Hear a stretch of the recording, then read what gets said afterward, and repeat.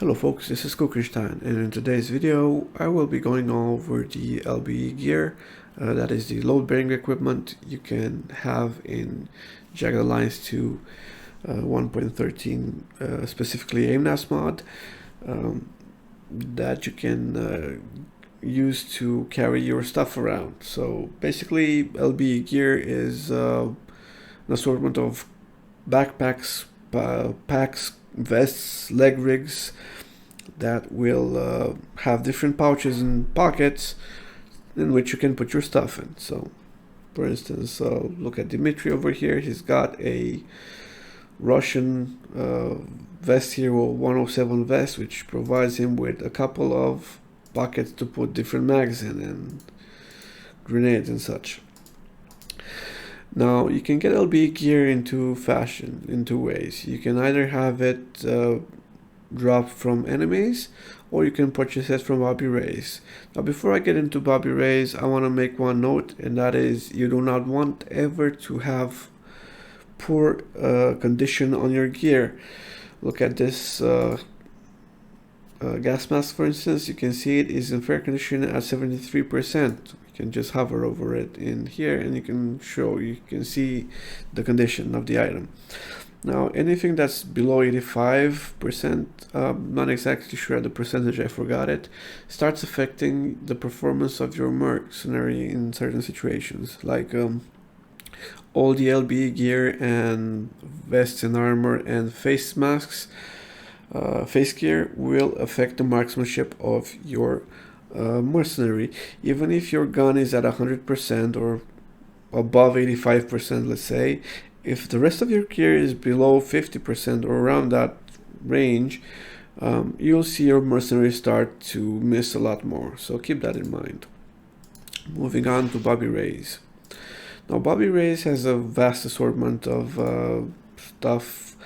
You can find the LBE Gear in the miscellaneous tab under LBE Gear, and here you have everything there is to deck out your merc and have him battle ready.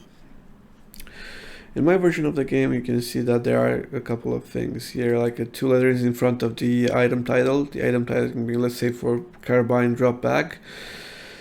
You have a BP in front, which stands for backpack. Now this indicates the spot in your inventory which the item takes. Like backpacks go over here, combat packs go here with belts. These are the vests, and these are the leg rigs, one for each of your legs. If you have 3 legs, then you're probably playing a different game, or some version of this I've never actually seen. Anyways, as I was saying, backpacks, for instance, they provide the largest amount of space to carry items. Unfortunately, they're not combat friendly at all. They prevent your mercenary from climbing onto rooftops, and also they cost APs, action points, to get items out of. Like first you have to open the zip, and then you gotta take the item out, and then you have to zip it back up, and until you zip it back up, your mercenary won't be able to move unless he drops the backpack. So you know, in certain situations, you know, they can actually be a bit of a drag. Much better, and I recommend you going with either belts. Well, belts are a bit limiting and they're more specialized to certain situations. Some belts can be combined with certain vests, but you know, they can be worn as a combat pack as well. Belts generally tend to be more specialized and provide fewer options to I mean, you can only put certain things into them, but they're better for that than backpacks would be, for a variety of reasons which I'm not going to get into now. I recommend combat packs mostly because they're more combat friendly, as in they provide you with extra space to lug stuff around, but they don't actually prevent you from climbing rooftops, so great work there. And also you can get your stuff out of them pretty easy. Then you have leg rigs, which also one more thing to note. As you've seen here, pretty much everything that I've gone over has pre-configuration, which you cannot mess with. This is for the people that don't really want to micromanage the inventory of their mercenaries and just want to keep things simple and get rolling as fast as possible. So on that note, if you really don't want to, you find this tedious and don't want to get into all this stuff, you're going to be doing a lot of micromanagement anyway. A good recommendation for me is to go with the TT system, which is pretty intuitive. You can see you've got quite a few variants of vests which provide different configurations of pockets and pouches to store your stuff. For instance, let's say you want your mercs to have a pistol for a sidearm. You can just buy them a TT1E pistol vest, which will provide them with an inbuilt holster in the vest that can hold a pistol. So you don't have to carry a leg rig, and it actually helps out a lot.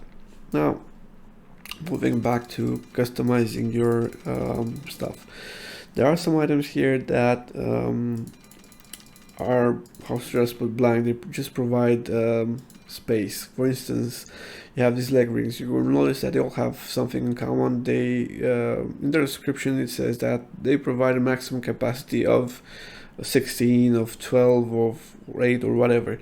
Now some of these also come pre-configured with some pockets, like this one for instance, but this one also gives you 30 units of space to mess around with and make your own. So with this vest you get these pockets and these 30 little units of space. Now, how do you use those? Well, first of all, you gotta buy some pouches and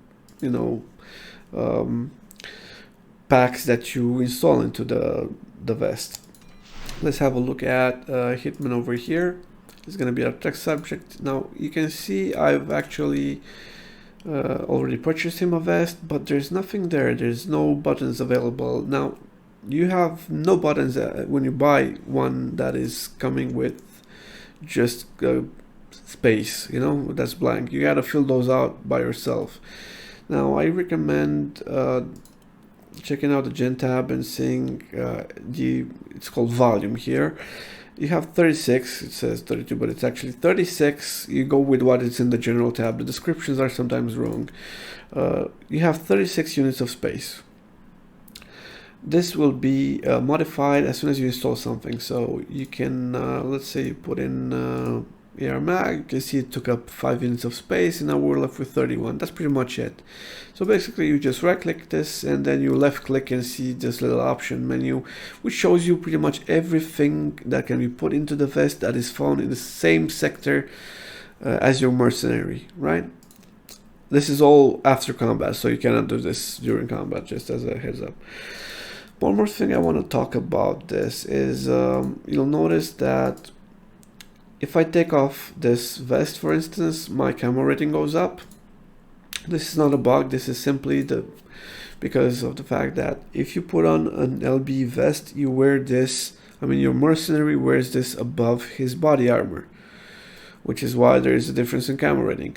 As soon as you, this provides me with 8, while the vest I have on, the body armor that I have on, combined with the uniform, provides me with 30%. It's obvious that covering the vest, the body armor with my LBE vest is gonna provide a little lower camo rating. The good news is that this camo rating of the vest will go up with each little piece you install. Every pocket has its own camo rating, and these all get added up. So do not despair. At the end of installing all your pockets and whatnot, your camo rating will go up by considerable amount. Now obviously you can fit in different camo gear here, so you can actually raise your desert camo. Let's say if you are fighting in the middle of Orulco here in this part, central south Orulco is full of desert tiles, so remember to switch the camo gear. Why is that important, you say? Because camo affects quite a few things. It basically makes your mercenaries harder to be spotted, so they can get in closer, they can shoot from a distance more safely, they can use cover better. It's a lot of stuff. So always you want to have the best camo for the area you're fighting in, and as much of it as possible. The other thing to note, apart from camo and the condition of your gear, is the weight of your gear. Now you can see that this thing goes up in weight the more things I install. Wait a second, I gotta open this up. So the more things I install in this vest, the heavier it becomes. Now my advice to you is to always try and go with a minimalistic approach, because you want to have as little equipment on your mercenaries as possible. You want just about enough to get the job done and a bit extra for good measure, but no more than that. The closer you get, or the higher the encumbrance gets, the poorer your mercenary will perform in combat. His marksmanship gets affected, his ability to unlock doors, everything gets affected with penalties, the heavier stuff is. And last but not least, actually it's quite important, the heavier the equipment you have on your merc, the faster his energy bar is gonna deplete, which means he's gonna have to take a lot of drinks, a lot of stops, and basically just having some merc sprint across a street will leave them almost unconscious on the floor. So you don't want that happening. Bear in mind the strength stats of all of your mercenaries and how much weight you put on them. Staying around the 60-70 tops percent is usually what I go for, and but if you can drop down even lower, that's even better. The reason there's many reasons I stay around the range. I usually like to have a sidearm for my mercs, because sometimes stuff goes wrong and your gun gets dropped in the middle of combat, and you're gonna find that pulling out your sidearm and actually continuing firing at the enemy is easier than picking up your gun, and multiple things can happen. Also, guns can jam in combat, so that's also a situation. Okay, so basically that's pretty much it for the LBE system. I've talked about condition of items, about weight, and about camo, which are things you need to consider. Other than that, feel free to experiment, and like I said, if you find this tedious for any reason and you don't enjoy doing it, just go with the pre-built configurations that you have. There's a ton of options in Bobby Ray's.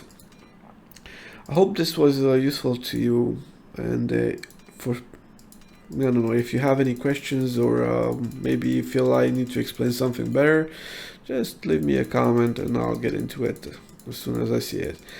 Thank you for watching, have a great day, and stay safe.